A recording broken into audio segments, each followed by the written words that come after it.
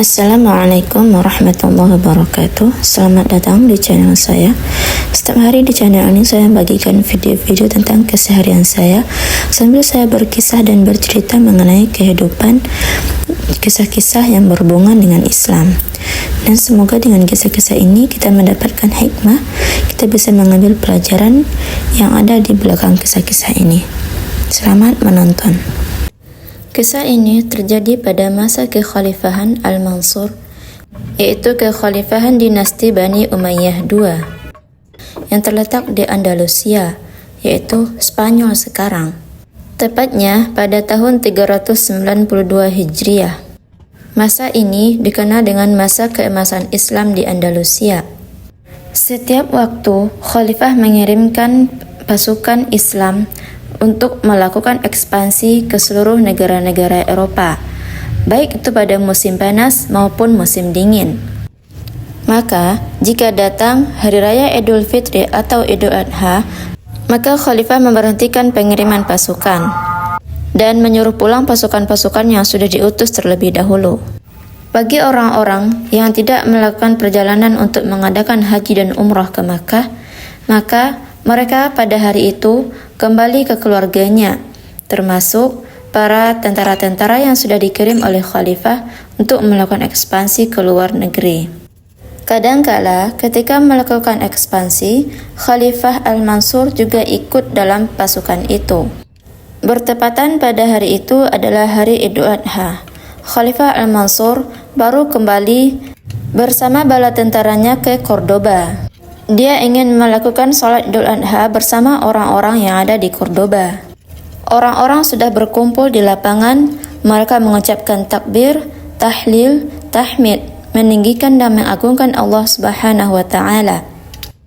Dalam perjalanan menuju tempat perkumpulan jamaah, tiba-tiba sang Khalifah Al-Mansur dihampiri oleh nenek-nenek yang sudah sangat tua dalam kondisi menangis.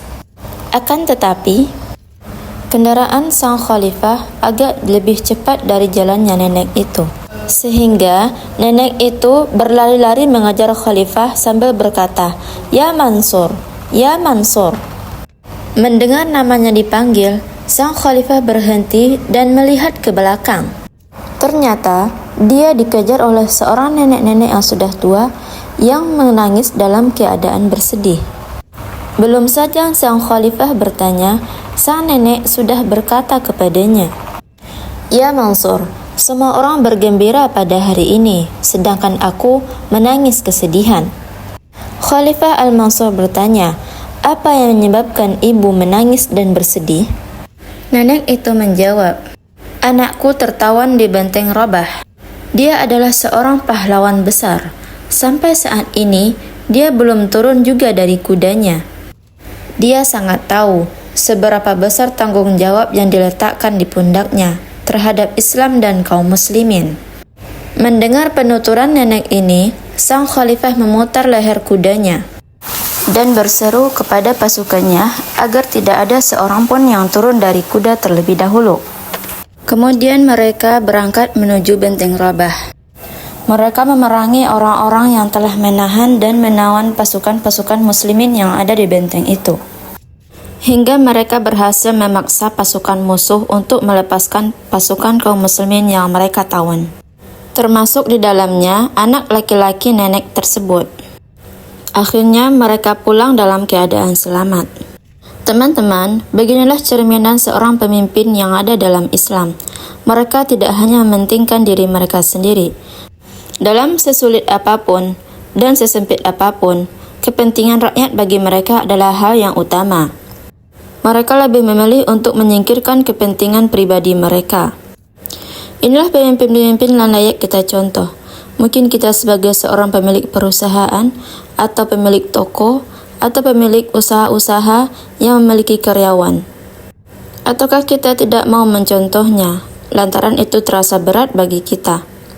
Apapun pilihan kita sebagai seorang pemimpin, dalam kondisi apapun, kita akan tetap terkena oleh hadis Rasulullah SAW.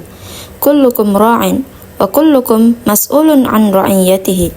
Setiap kalian itu adalah pemimpin, dan setiap pemimpin akan dipertanyakan tentang kepemimpinannya.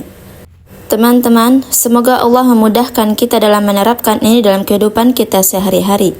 Kalau bukan karena kemudahan dan taufik dari Allah, lalu dari siapa lagi? Maka dengan itu kita berharap kepada Allah agar dimudahkan dalam urusan kita, baik itu urusan dunia maupun urusan akhirat kita. Semoga video ini memberi manfaat kepada kita semua, terutama bagi saya yang menyampaikan. Assalamualaikum warahmatullahi wabarakatuh.